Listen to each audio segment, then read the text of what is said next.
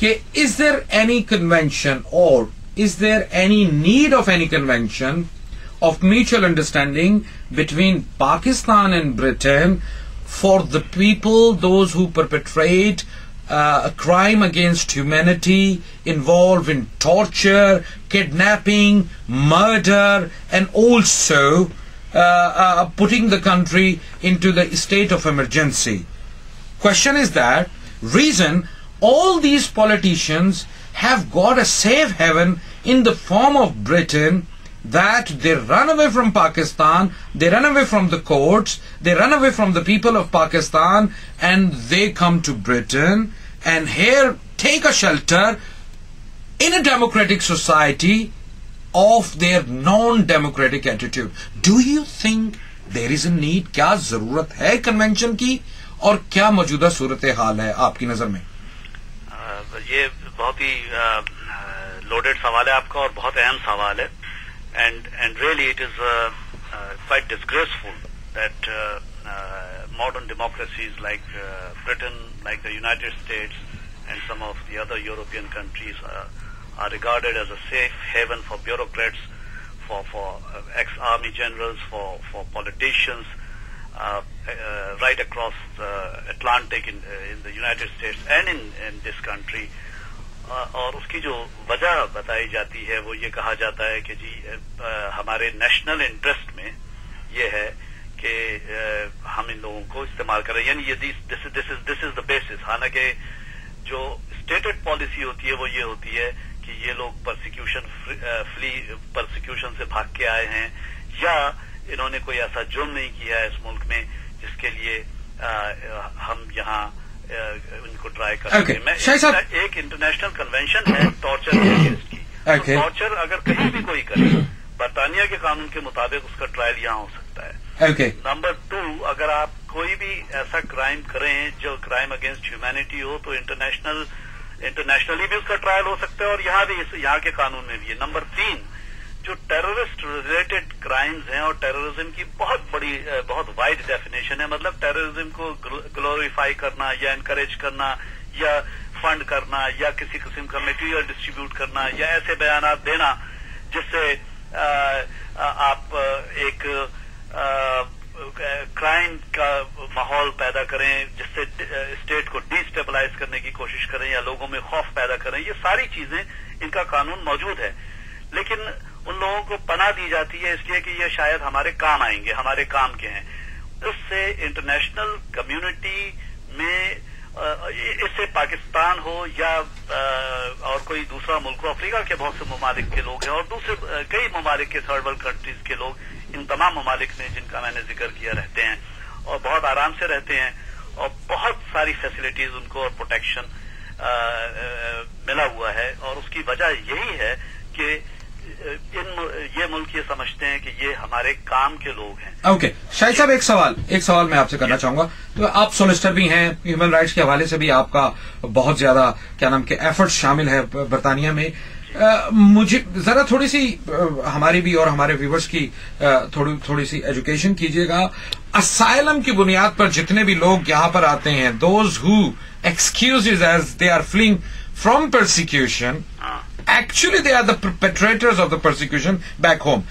Do these people have got a right to use the land of the Britain and the law of the Britain in order to control the politics back home? Certainly not, and it is very shameful. میں تو یہ سمجھتا ہوں کہ اگر کوئی بھی شخص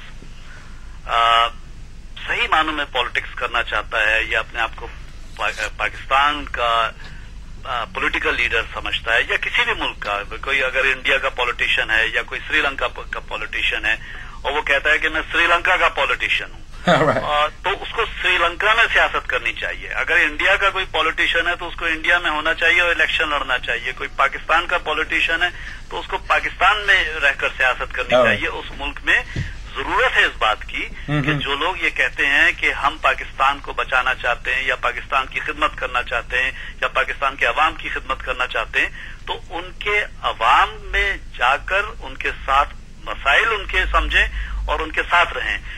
اور یہ کہنا, اور بہت سے پولیٹیشنز جو ہیں तमाम दुनिया में फैले हुए हैं, जिनका मैं वही बात मैं रिपीट कर रहा हूं, जिनका किसी किस्म का रिफॉर्म से कोई ताल्लुक नहीं है और वो बेइंतहा आराम की जिंदगी गुजार रहे हैं और वहां के अवाम जो हैं वो पिस रहे हैं जी। अमानुल्लाह साहब अमानुल्लाह साहब परेशानी की चक्की। अमानुल्लाह साहब कुछ कहना चाहेंगे? जी, मैं इस जमन में ये कहना चाहूंगा, आई salute the democracy of great Britain, but the thing is this that following the example, the precedent of General Pinochet of Chile, General Musharraf, retired General Musharraf, must be arrested as soon as possible by the government of Britain because he violated the supreme law of the land of the Islamic Republic of Pakistan. You said that should be done. Number one. Number one. Number two, those people who are genuinely with the people of Pakistan, for example, my brother, he cannot enter that country. They are not giving him visa because he is the founder of the bonded labor liberation movement. You see, Amana sahab, mera sawal aapse ye hai, you said it, General Pervez Musharraf. Yeah, he must be tried. Is it only General Pervez Musharraf? Is it the only one person? All those who fall in his category. What about the other political parties whose leaders are the British national and holding the British passport and trying to create in the civil uniform a friction between the Pakistanis and the West? What about those? Why can't? You see, I have to live in Britain. Of course. Now there are people who committed many crimes against the people of Pakistan. Criminal acts. Intact. All right. They've been given. They are harboring here. They also must go back. Do you think that you from the public, political side, Shahid Dastagir Khan Saab from the law side and human active, should we not create a link between and try to initiate a general movement in order to combat the terrorism, hatred, and the huge gap between East and West, between the Pakistan especially and the West, by advocating and communicating to the governments and the system here? Let me tell you, sir, people of Pakistan are vehemently and deadly against terrorism. But at the same time, they are against U.S. imperialism. They are at the same time, they are against the feudal lords who are exploiting them. They are against the mullahs. I think we will hold to one separate program with you on the imperialism and feudalism. Shahid Dastagir Khan Sahab, human rights ke hawale se, what is the talk of the town? I would like to ask a question ke human right acts jo hai enforce ho gaya hai. What is the practicality of the human rights related laws in Britain and on other parts of the Europe? For example, in Germany, let's take an example of the crime related to the hatred, racism or discrimination, where by and large in Western media, Muslims, majority of the Muslims who are peaceful, who does not use their religion and its sculptures in order to create the difference between that issue of hijab on the basis of the few some who they decided on the culture.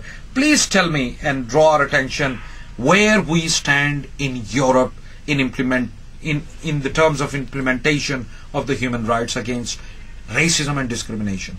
You see, the relevant convention is the European Convention of Human Rights, and it has been incorporated into domestic law, British law, called Human Rights Act 1998, which came into force on 1st January 2000.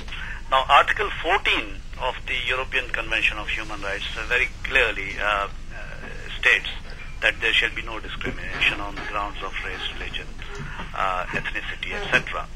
اور اس کے علاوہ یا religious grounds پہ کسی کے ساتھ discrimination نہیں ہوگا. میں سمجھتا ہوں کہ یہ ہیومن رائٹس آر انڈیویزبل اور and all human beings are equal. یہ اسٹارٹنگ پوائنٹ ہوتا ہے.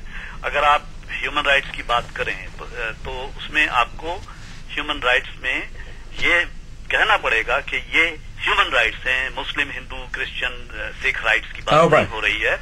تو سب سے پہلے تو جو لوگ ہیومن رائٹس کی پروٹیکشن چاہتے ہیں ان کو بھی یہ چاہیے کہ وہ ان تمام لوگوں کی عزت کریں جو اپنے اپنے عقیدے یا اپنے اپنے خیالات یا اپنی سیاست فریلی اور پیسفلی کرنا چاہتے ہیں. Okay.